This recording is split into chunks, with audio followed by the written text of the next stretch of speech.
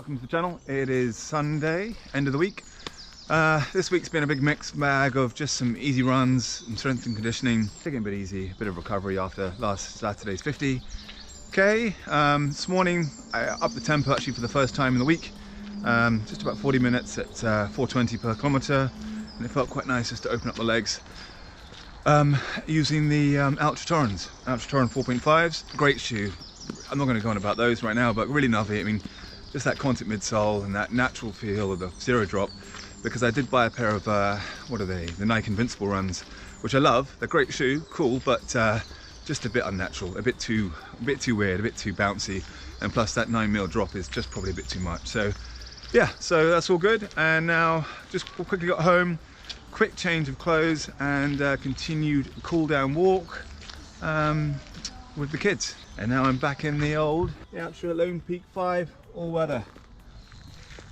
Great shoe, but I'm pretty much only using them to go for hikes and things. It's still pretty wet in the woods, so I'm finding it pretty handy to keep my feet dry. I'm not using it really for runs, so that's that. But what I have been surprised about was the Saucony Peregrine 10s. So I put them on the Saucony Peregrine 10s back on, and I don't know what maybe I switched the insole or something, but they felt really good. They weren't constricting my midfoot, and actually I quite like that feel of the midsole. That Everrun midsole and that power track grip was awesome, especially in these conditions. And I like the shoe. I think I got it wrong. Although I tested it out for quite a long time, I've taken that one out of retirement, and I am starting to throw it back into the equation. I used it once or twice this week, just on very easy runs in the woods, and a bit of walking around, and yeah, I'm enjoying it because of the fact that I wore the North Face Vectors on Saturday.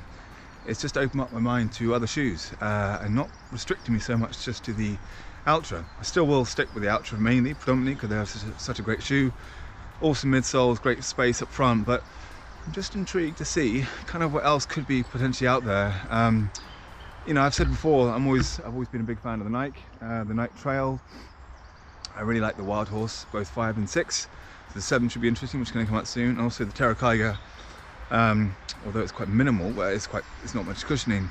It's a good fast shoe. The 7 will come out quite soon. So yeah, so I'm looking forward to that one too. So yeah, it feels quite nice not to be almost just too constricted to one shoe. Although I will stick predominantly to Altra, just because it's one of my definitely favourites. So that's that on the shoes. So yeah, this is Saucony Peregrine. I'll bring it back into the rotation, and there's a few others on the cards. Okay, so just got back home, and now it's time for a bit of lunch. But here we are. So these are the Saucony Peregrines that I was telling you about. So basically I tested them out a few months back, but I found them just a bit too, for some reason, too restricting, too narrow.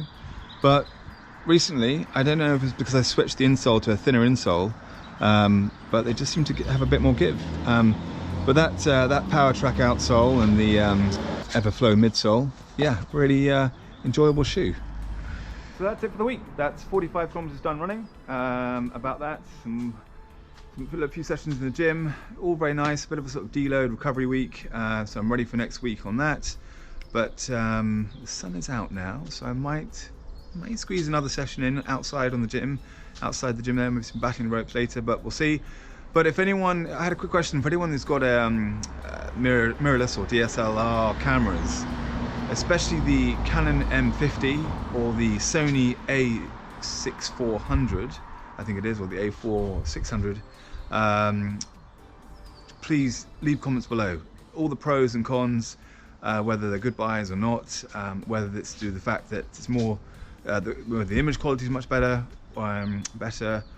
and yeah, if you got any tips on those sort of cameras, please leave all the info below, or whether a GoPro is pretty much the same quality and it's just to do with the fact that there's better focus and things.